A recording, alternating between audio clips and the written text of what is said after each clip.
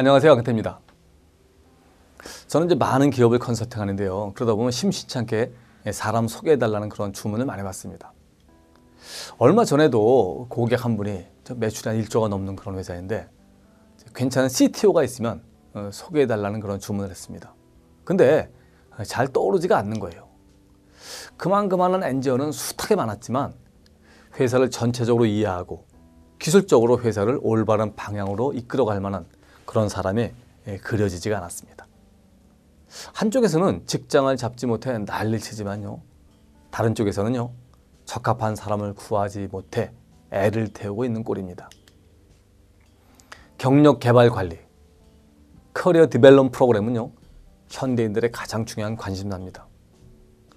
지금 그냥 잘 사는 게 중요한 게 아니라 5년 후, 10년 후 지금의 경험과 지식으로 내가 무슨 일을 할 수 있느냐가 더 중요한 그런 시대가 된 것이죠.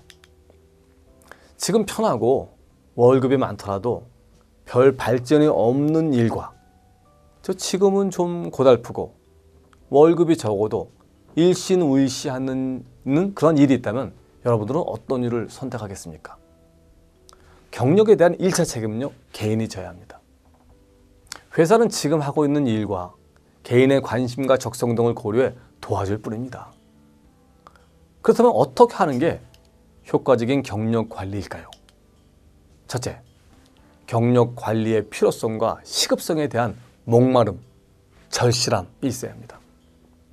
여러분, 예전에는요, 경력 관리가 별로 필요 없었어요. 왜? 회사를 옮길 일도 없고 수명이 짧아 은퇴 후 삶이라는 게 별 의미가 없었잖아요. 근데 지금은 아닙니다.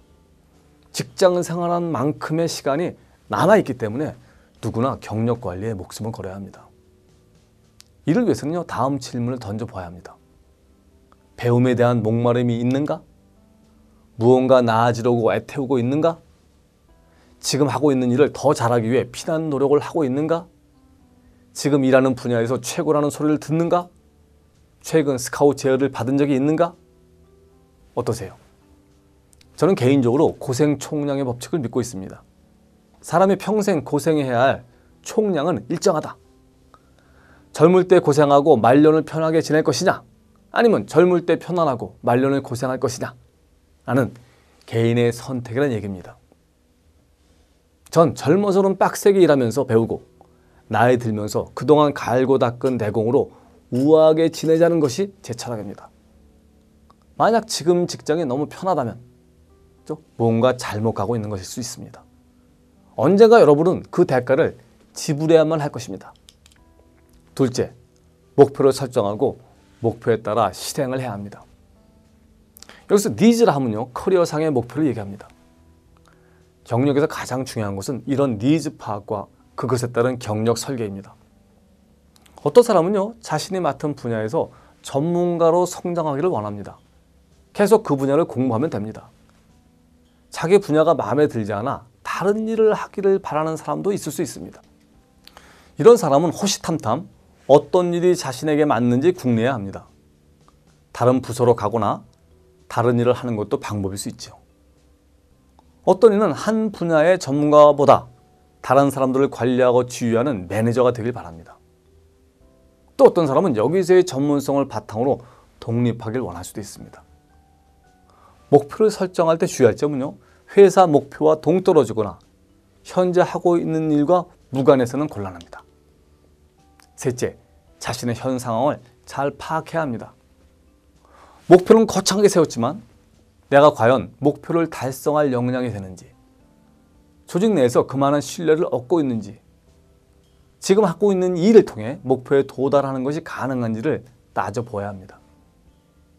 사실 가장 어려운 부분이 냉정한 주제 파악, 셀프 어웨어니스입니다.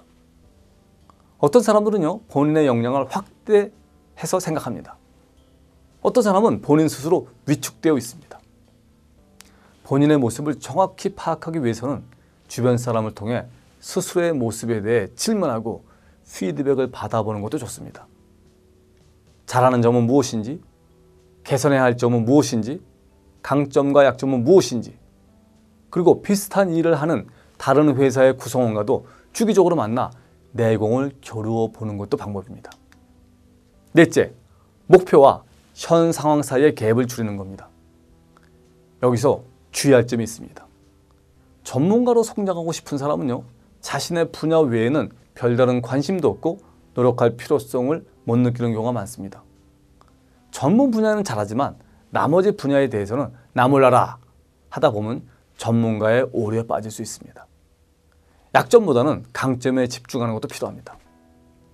약점도 노력하면 나아질 수 있습니다. 하지만 비용과 시간이 많이 필요합니다. 효과도 별로입니다. 이보다는 강점을 극대화하는 방향으로 노력하는 것이 효과적입니다. 주기적으로 지적 자극을 받을 방법을 찾아봐야 합니다.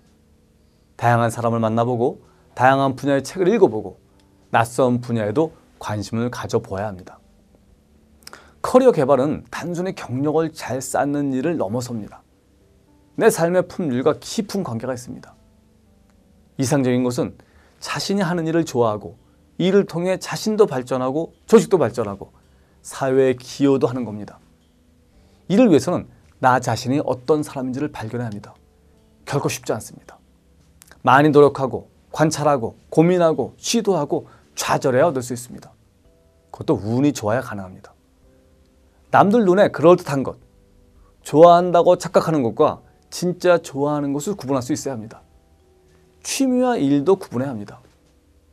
뭘 좋아하냐고 물어보면 10 중 9은 여행이라고 답을 하는데 여행을 밥벌이로 하면 여행을 싫어할 수도 있다는 그 사실을 염두에 두어야 합니다.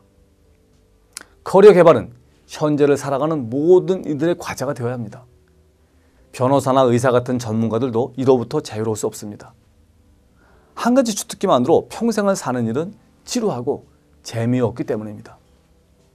자신을 잘 알고 세상 변화를 보면서 거기에 맞춰 자신을 변화시키고 발전시키는 일만큼 재미있는 일은 없습니다. 그게 바로 제가 생각하는 커리어 개발입니다. 감사합니다.